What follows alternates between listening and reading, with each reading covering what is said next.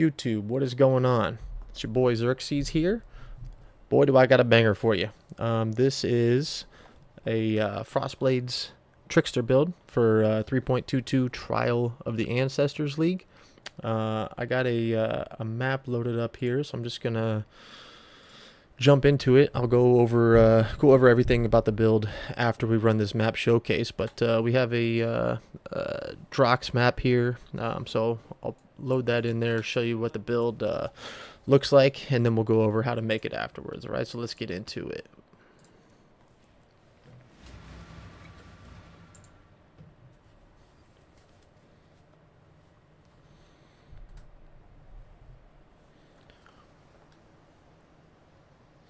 So as a T14 strand map, I am running right now basically Expedition and Essence. So that's what I've been just spamming, and the Searing Exarch. And I've just been doing that to get a little bit of currency. Before I made this character, I was running a Val Arc Ignite Elementalist, and the clear on that was amazing. The single target was dog shit. And then I made an accuracy stacking Juggernaut. Single target was good. Clear was okay, and the survivability just wasn't what I wanted it to be. So I came across a couple of build guides from someone named Zish, and also Ryan from Behind Eyes Gaming. So these two are like the gurus when it comes to Frostblades builds, and so I learned a lot about this build from them. I'll link their stuff down below too, because they have so much helpful information on this. But let's quit talking and get into this build. Okay, so the clear is absolutely insane on this. It's one of the fastest builds that I've probably ever played. The Herald of Ice explosions are absolutely insane. Let's get this delirium here going. It's absolute madness, to be honest with you, and I love it.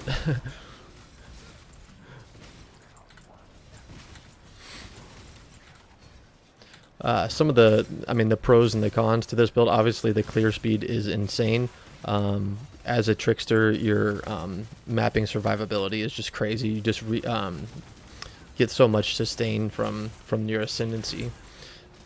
Your life is pretty much always full. You got high evasion. I think I have something like 50k evasion. Look at this. I mean, look at this. It's just absolute madness. I love it so much. Some of the cons, I guess, it's not the strongest against physical hits, so, you know, we're softcore players here. You just got to hope that you don't get hit. If you do, you got 6 portals, no big deal. And then the single target can be a little bit tricky to get going. You have to freeze the enemies, and that can be a little bit tricky to proc your Trinity. Oh, we're just lagging all over the place. But yeah, other than that, I mean, the build is everything that I wanted it to be, and more, honestly.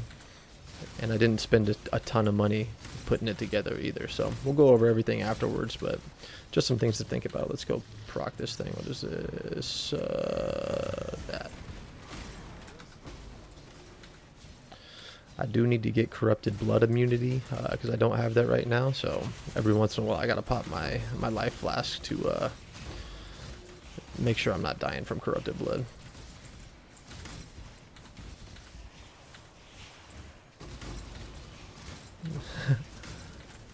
The screen can get a little bit crazy with all these explosions. This is a Herald of Ice, like MTX, that I'm running to. I'll show you what it is. I think it's called Automation or something like that, but I love it. Makes it fun to play. Okay, let's get rid of this deli mirror.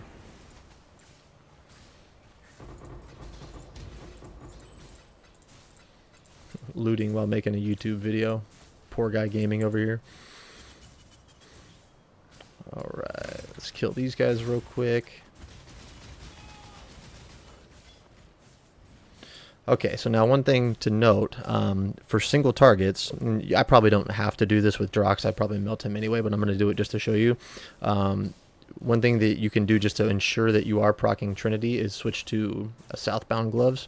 So I'm going to put these on real quick, and then it'll just basically ensure that we proc Trinity and freeze on Drox, and we'll pop a portal here just in case I'm a noob and die, but we should be good. We have Vol Ancestral Warchief, so we're going to wait until we phase him first and he goes into his damage reduction phase. We'll pop Vol, and then we should be able to melt him down. So let's see how this goes.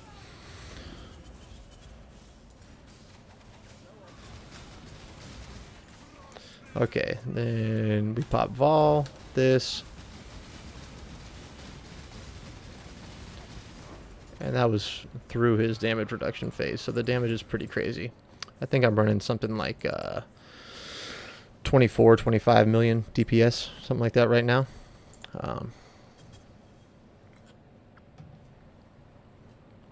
So it's pretty good for the amount of money that I've spent on it. Let's throw all this stuff in here real quick.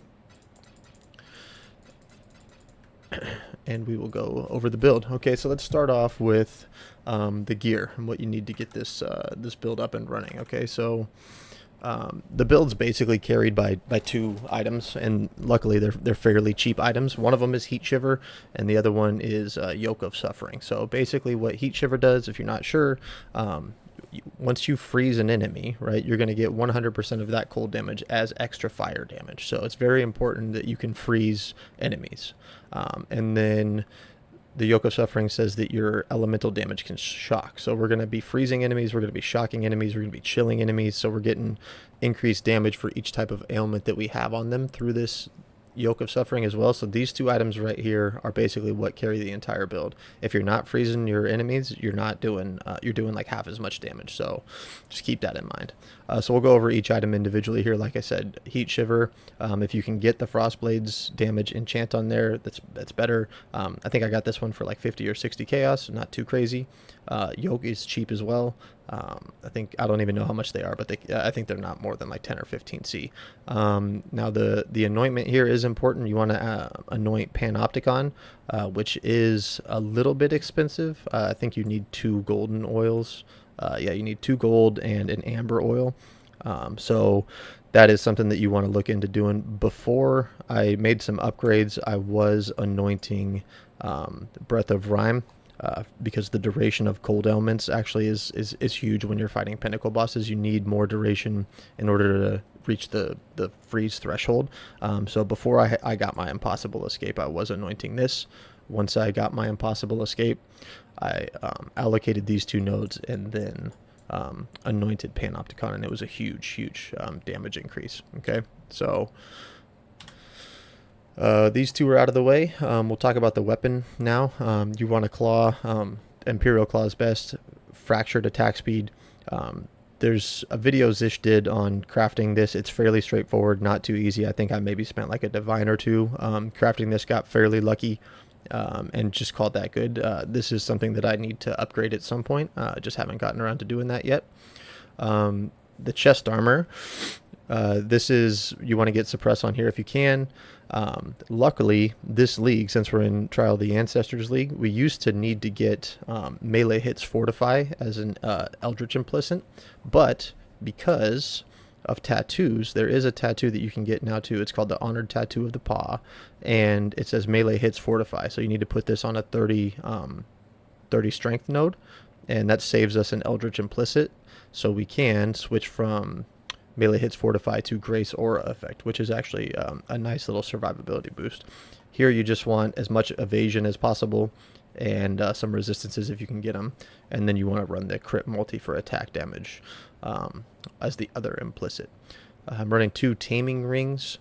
There's probably some rings that I could get that are better, but these are super cheap and they increase my damage by quite a bit, so I just run 2 of those for the time being.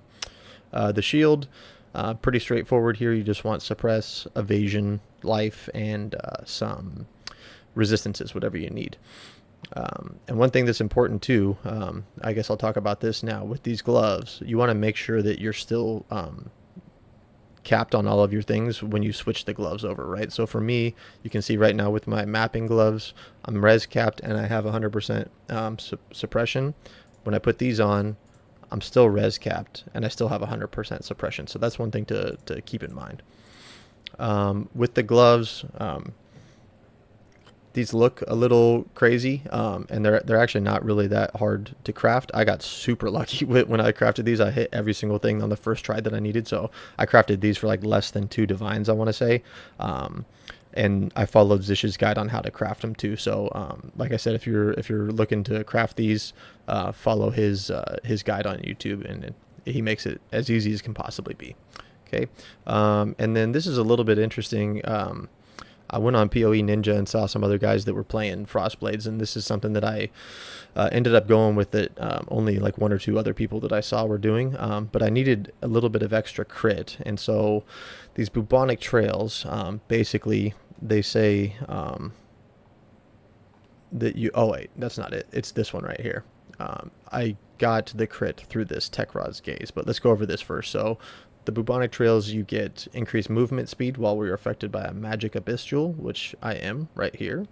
And then you get increased reservation efficiency of skills while affected by a unique abyss jewel. So that's why I have this Tekrod's, right? So this Tekrod's gives me increased critical strike chance for every murderous eye jewel that's affecting me, right? So as you can see, I have 1, 2, 3, 4 murderous eye jewels, so this is giving me 160% increased crit chance, which is huge. And then here I'm running a Darkness Enthroned. This has a pretty big range on it. As you can see, it goes from 50 to 100% increased effect of socketed abyss jewels. So you want to get one that's as close to 100 as you possibly can. And then for the jewels that you put in here, you want to just fill out whatever it is that you need. Crit multi, you're pretty much always going to want on there. I wanted a little bit more life, cold damage with claw attacks. I didn't have that taunt on hit. I just exalted it to see if I could get a good suffix and hit taunt. It's not really ideal, but it's okay. And then same thing with this crit multi, fizz damage, cold damage, and some resistances that I needed. The fizz damage is actually all going to get converted to cold damage because we are converting 100% of our physical damage to cold damage. So as you can see, Frostblades, if I have it here, it says 60% of fizz damage converted to cold, and then on our passive tree we take this mastery down here for 40%, so that's 100% of fizz converted to cold. So if you can get flat fizz, that's just going to get converted straight over into cold. Okay, so that covers all of the items. We'll go over the flasks. You pretty much just want an onslaught flask. Attack speed is great. My voice cracked. Let's see here, and then crit flask. This one's pretty good. It has gain a flash charge. All of these you want basically gain a flash charge when you crit because we have 100% crit chance. And then a Jade Flask for evasion and a Stibnite Flask for even more evasion. So as you can see, I'm at 29k right now, but with my 2 buffs up, I'm at 50,000. So I would like to get a little bit more evasion, but 50k for me right now is good enough. So that goes over the gear. Now let's talk about the skills. So we obviously are running Frostblades. If you can get the Divergent version, as you can see from the additional effects from quality, it actually gives you duration of cold ailments, which is, frozen, chilled, and brittle. So like I said earlier, duration of ailments is actually really good to meet the threshold for some of the pinnacle bosses. So this is a way that you can get a little bit more cold ailment threshold through this gem. Okay, so Frostblades, we're running Ice Bite. This one is huge. It gives us so much flat damage. We get 15 to 23 added cold damage per frenzy charge, and as a Trickster, in our Ascendancy here, we get +2 maximum frenzy here. We get 1 from the tree here, and we also get another 1 from the tree here. So 2, 3, 4. I'm running 7 frenzy charges. So all that flat damage gets multiplied by 7, which is huge. And then we have Nightblade. This basically gives us a huge crit multiplier, LE damage with attacks, and then multi-strike. In the helmet, we're running Whirling Blades with faster attacks, Steel Skin, and Precision for that accuracy and crit chance. Weapon, we have Mark on Hit with Life Tap and Assassin's Mark, and this is the quality on this is actually important. You want to have 20 quality on this because you have a 5% chance to get a power charge when you hit the enemy. So this is how you're going to get power charges when you're fighting big bosses. We are running Frostblink with Bone Chill, so you want to Frostblink on top of your enemy to increase the cold damage that they take. Grace, obviously, for the evasion. Anomalous Hatred. This is another one where we get freeze duration. So this is a good different quality gem that you can get it. We get 10% increased freeze duration. So like I was saying earlier, that helps with the threshold. And then Herald Device for those juicy pops when you're mapping. And let's see here. Here in our gloves, we run Ancestral Protector, Ancestral War Chief, multiple totems, and culling strike. So this you just put down when you're fighting a big boss, and it'll cull anything that has 10% life or lower, which is nice. So that covers the items. Let's go over the passive tree and the ascendancy. Okay, so the order in which I took these when I was leveling, the first one I took was One Step Ahead, and then I took Swift Killer. This gives us the frenzy charge plus frenzy charges. You want to take Polymath after that, and then the last one is Heartstopper. Polymath is, if you don't know what it does, it basically gives you 3% more damage for each different type of mastery you have allocated. So you want to try and allocate as many different masteries as you can throughout the tree. I'm not sure exactly how many I have right now, but I'm getting a pretty big damage increase from this. And then, like I said, with the recovery from mapping earlier, you get 1% of life on kill and 1% of mana, 1% of ES. So when you're mapping, you're just topped off all the time. So that covers the ascendancy. Let's go over some of the important passive tree things. We covered this tattoo already. A couple other ones that I'm running are just suppressed to make sure that I'm suppress capped. So I think I did 3 of them right here to make sure I'm at 100. You want to take this mastery here for a 25% chance to invert the monster elemental resistances. So if they have 40% resist, you have a 25% chance to make that negative 40, which is huge. We're running some mana reservation efficiency, of course. The claw nodes, you want to take skills supported by Nightblade have increased effective elusive. With this here, it seems a little counterintuitive to take these dagger nodes because we're not using daggers, but we get an extra 40% crit multi here, so that's why we take it. It's a huge damage increase. Other than that, you're just basically taking life, suppression, accuracy, and crit all throughout the tree. I will link my my POB in the description down below for you guys to take a look at it. I think I'm running 1 tattoo here just for some extra lightning res because I did need that. Now, the jewel that I'm running here is a Lethal Pride. And we do this because we don't have the strength to run a lot of the gems that we need. So this gives us 4 strength for all the small notables that we have in here. So this helps fix the strength issues. And then what you're looking for on these is chance to deal double damage, crit multi, crit, attack speed, anything like that. So for mine, I believe I have a double damage one here. There's a double damage one here. This is giving me melee damage, so that helps. Melee crit strike chance. Reduced damage from crits, which is always nice. This one here is burning damage, doesn't really do much for us. Strength. Melee crit multi, which is huge. Melee crit chance. So I got this one for like a divine, I want to say, and it increased my damage by a ton. So you can search for these, just copy them from the trade site, import them into your build and POB, and you can look and see what rolls you get. That's how I did it. Okay, so that covers the tree and the passives. We'll run over the pantheons real quick. I'm taking Soul of Lunaris, and I'm running the Searing Exarch, so I run Aberrath for the unaffected by burning ground. For the bandits, I killed all of them. So that covers those 2. And then the last thing we can go over, I guess, is possible upgrades that I could have for the build. I do want to get, I'm going to get 2 more levels, hopefully, and take this jewel socket here. And then I'm going to put a Watcher's Eye in. Ideally, you would want one with, hatred crit. Those are crazy expensive, though, so I'm just going to get one with a flat damage, flat cold damage while affected by hatred.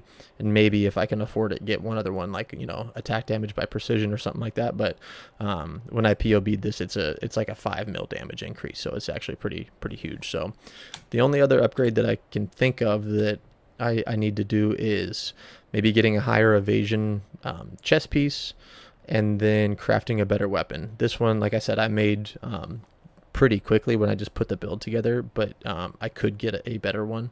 So that's something that I'm looking into.